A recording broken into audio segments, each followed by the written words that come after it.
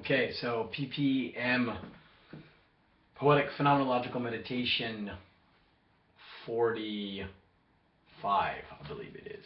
Let's make sure to get it down here. Yep, 45.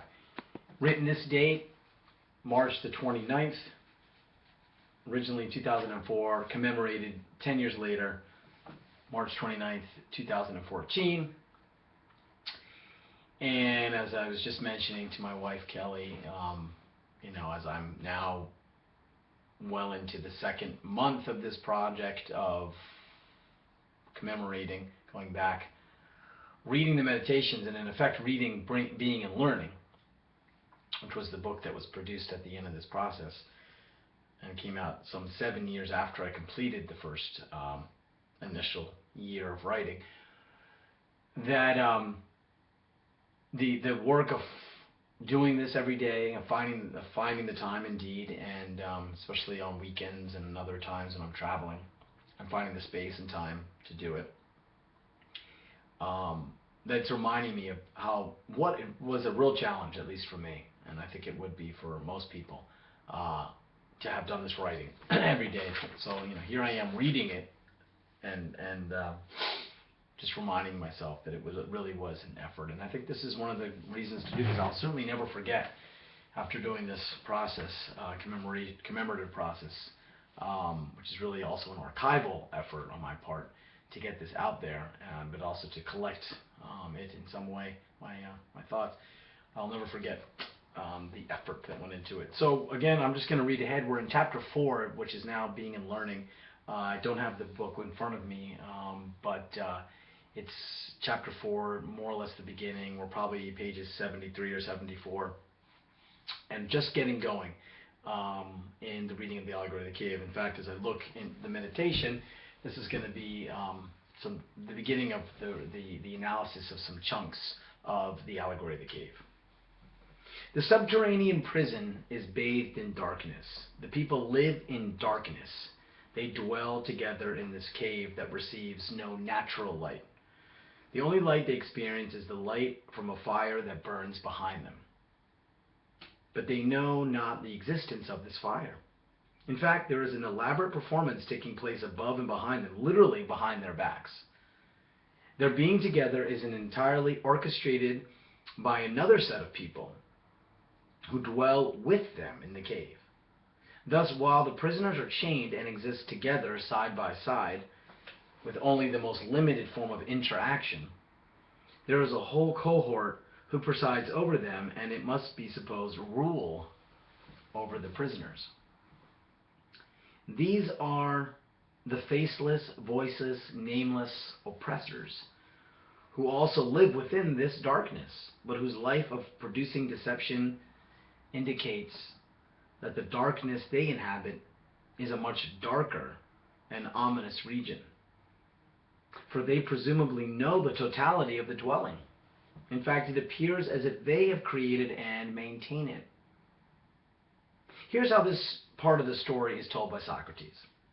Quote, "At some distance higher up is the light of a fire burning behind them, and between the prisoners and the fire is a track with a parapet built along it, like the screen at a puppet show that hides the performers while they show their puppets over the top.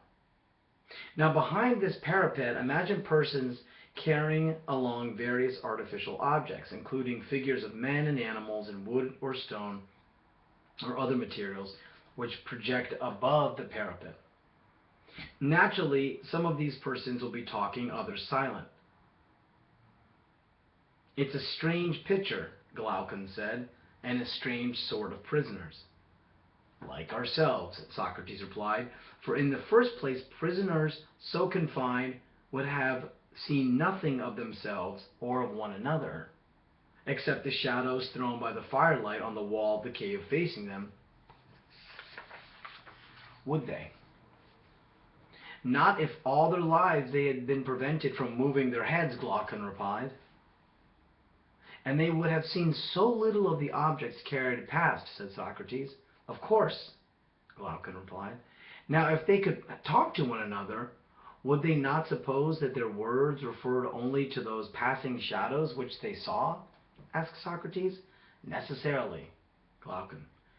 And suppose their prison had an echo from the wall facing them. When one of the people crossing behind them spoke, they could only suppose that the sound came from the shadow passing before their eyes. Socrates. No doubt, agreed Glaucon.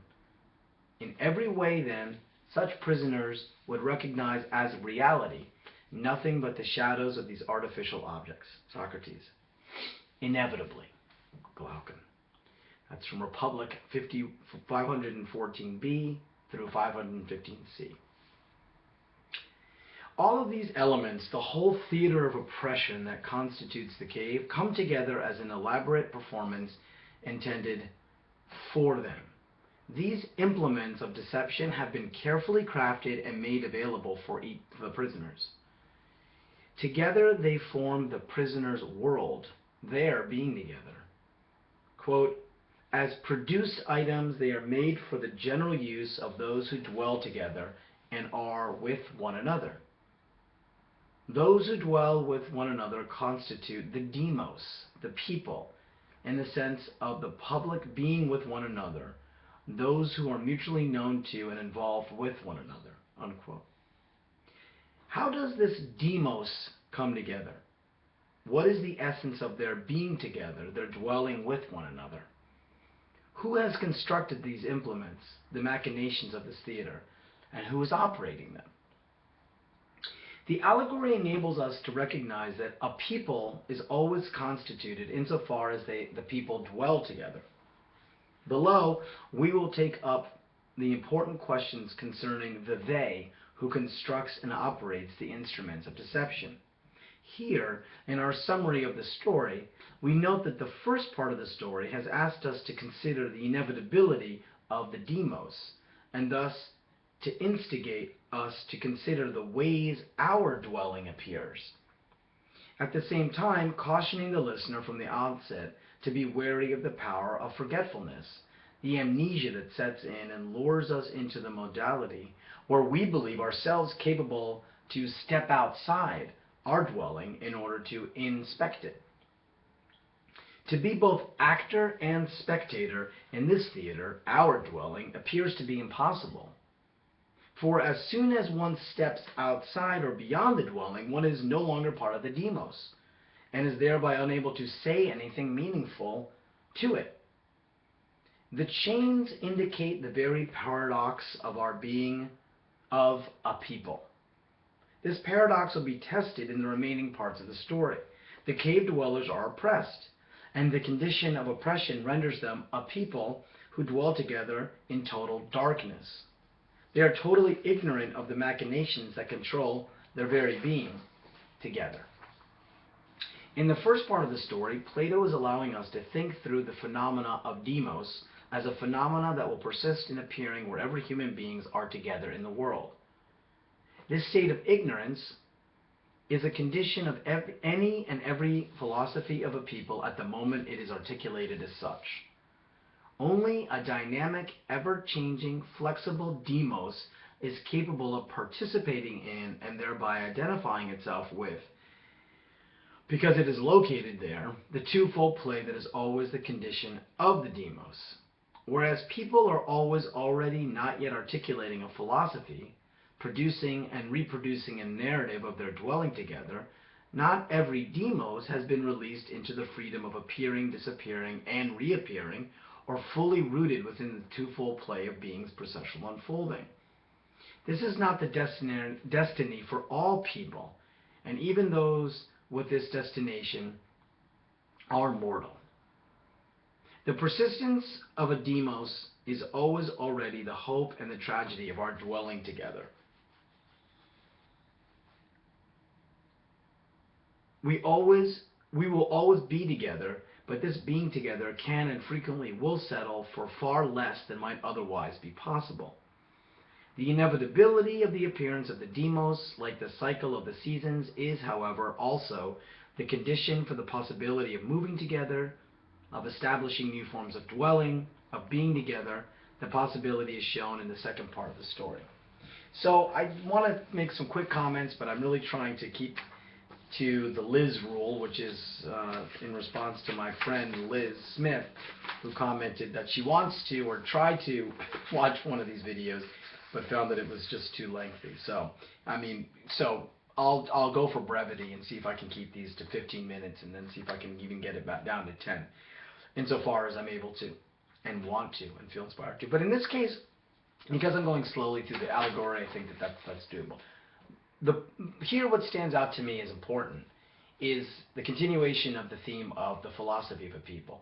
So that was sort of where the third chapter of Being and Learning, or the last part, which was then became the third chapter, but this idea of the discussion of Lao Tzu and the formation of a philosophy of people as what emerges from what Arendt called philosophy as the practice between friends. So she says that, philosophy is this natural thing. It happens between friends because conversation is what's natural between friends. And that's what philosophy is. It emerges as a conversation between friends. And so I take this to mean that the learning community is the most robust location where the philosophy of a people emerges. So it's sort of like that the gathering of the friends forms a learning community that then forms what we might call a philosophy of people. But here specifically understood to be something that's very consciously aware of what I was calling in this meditation, its mortality. That is to say, the sense in which it's always under construction, if you will. It's always being built, and it's always being formed, right? So it's something that we can't take for granted, right? And this is what defines the learning community. And in fact, the learning community is that, the community that has this intentional desire to keep working together. So that's why for me,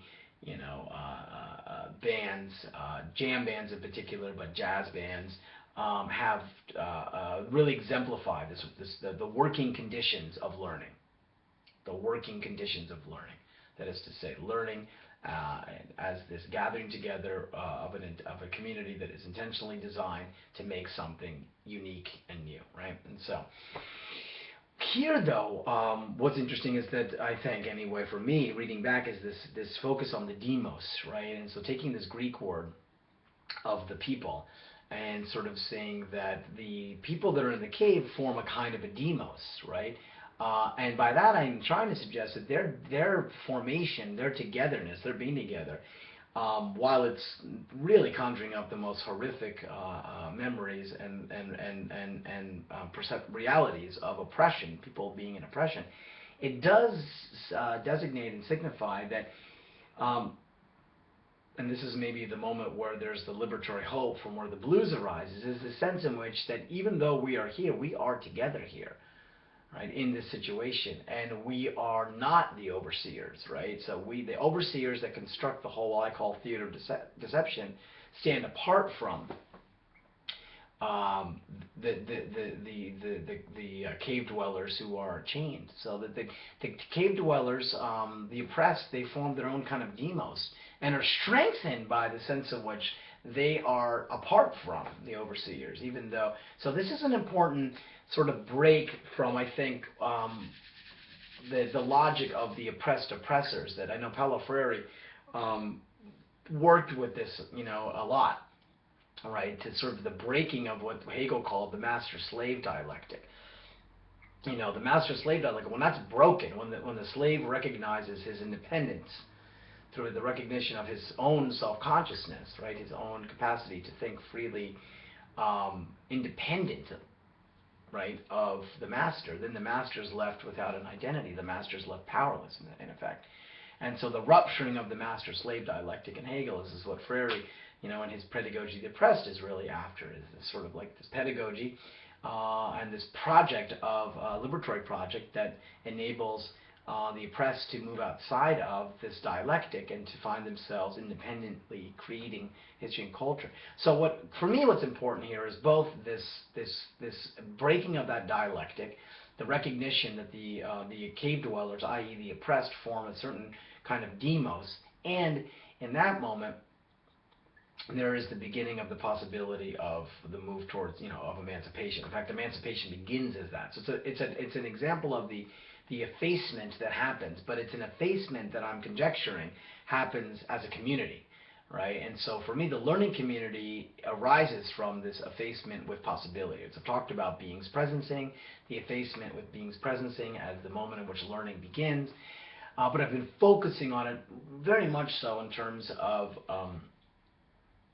almost like an individual experience. I haven't really broken through. If you read back, you could see that I haven't really broken through the logic of what I call the self-certain subject, right? The ego cogito, right? The individual.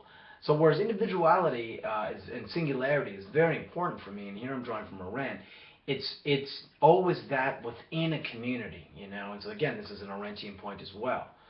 And what's going to be interesting is to see how that gets sustained throughout the reading of the allegory, because in the allegory, as we'll see, this one person is selected to leave the cave, and so how that one person stands back in relationship to the others is very important and very complicated.